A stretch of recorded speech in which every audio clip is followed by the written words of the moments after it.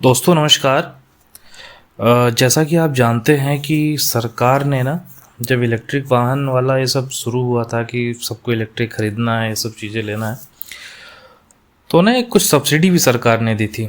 Starting में fame 1 के नाम से थी, फेम 2 के नाम से। मतलब मैं मोटा मोटी बताऊँ कि हाँ यार, आप गाड़ी खरीदो और आपको ना इतने रुपए की छूट मिलेगी सरकार की तरफ से, ताकि गाड़ी सस्ती हो जाए किसी को ख़रीदने के लिए। अब ये जो छूट मिलती थी ना, अभी तक इसको हम फेम 2 के नाम से जानते थे। अब फेम 2 के नाम से जानते थे, तो अभी जो बजट आया था उसमें सरकार ने सब्सिडी कर दी बंद। जैसा कि आपको लिखा हुआ है, स्क्रीन पे दिख रहा होगा कि ये जो सब्सिडी है फेम 2 मार्च की 2024 के बाद में एक्सपायर हो जाएगी। लेकिन बजट में सरकार ने क्या किया कि यार अप्रैल से जुलाई तक के लिए, मतलब 4 महीने के लिए 500 करोड़ रुपए और दे दिए।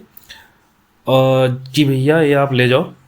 और किसके लिए दिया है गाड़ी, सॉरी ये सब्सिडी दिया टू व्हीलर इलेक्ट्रिक के लिए, सामने जैसा मैंने फ़ोटो लगाया हुआ है, और ई रिक्शा के लिए, और ये अपना ऑटो या लोडिंग वाला आता है सेम तीसरा वाला, इसकी बात कर रहा हूँ मैं। ये तो 500 करोड़ दिया। इन 500 करोड़ में तो सरकार का कहना है कि 6 से 7 करोड़ तो आपके जो एडमिन वाला काम है, इसमें डॉक्यूमेंटेशन, ये सब चीज़ें जो होती हैं उन सब में लग जाएगा। तो इन 500 करोड़ में से बचेगा 493 करोड़।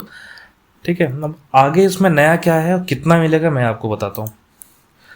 तो कब से कब तक के लिए वैलिड है, ये है अप्रैल 1 से जुलाई 31। अब नई सरकार जब भी आएगी, जिसकी भी आएगी, उसके बाद में इस पर पता चलेगा कि क्या होगा, कैसे होगा। लेकिन जुलाई 31 तक के लिए तो यही है।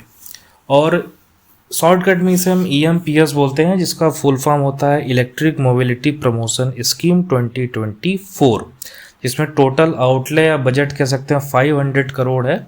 लेकिन यहाँ पे जैसे कि मैंने बताया हुआ है आपको कि जो टोटल इंसेंटिव है वो 493.55 करोड़ है, और एडमिनिस्ट्रेशन के नाम पे सरकार ने 6.45 अलग कर लिया है। मतलब जो आपको मिलेगा, जो लोगों को मिलेगा, 493.55 करोड़ ही मिलेगा। अब कितनी गाड़ियों के लिए है ये, तो जो टोटल गाड़ियां हैं इसमें वो आप देखोगे 3,72,000, 3,72,000 व्हीकल्स के लिए एप्लीकेबल होगा। इतनी गाड़ियों को ही दिया जाएगा ये 500 करोड़। अब इसमें क्या क्या है, इसमें ये जो 3,72,000 है, इसमें से 3,33,000 तो केवल और केवल टू व्हीलर है। ठीक, जो बचे हैं उसमें से 38,828, मतलब इतने आपके थ्री व्हीलर्स हैं, 38,500 के आसपास, जिसमें से भी 13,590 13,590 ई रिक्शा और ई कार्ट, आपको पता होगा ये वाले जो गाड़ियां हैं ये उस वो है। और 25,238 25,238 ये वाले ऑटो, या ये जो कैटेगरी के L5 इसको हम बोलते हैं, इसका लोडिंग वाला, इन सब के लिए है। मतलब कि 38,828 का दो पार्ट है, 30,590 25,238। अब कितना मिलेगा टू व्हीलर के लिए, इसमें लिखा हुआ है कि भैया हम 10,000 से ज़्यादा आपको नहीं दे सकते, चाहे कितनी भी बड़ी गाड़ी, कितनी महंगी गाड़ी हो।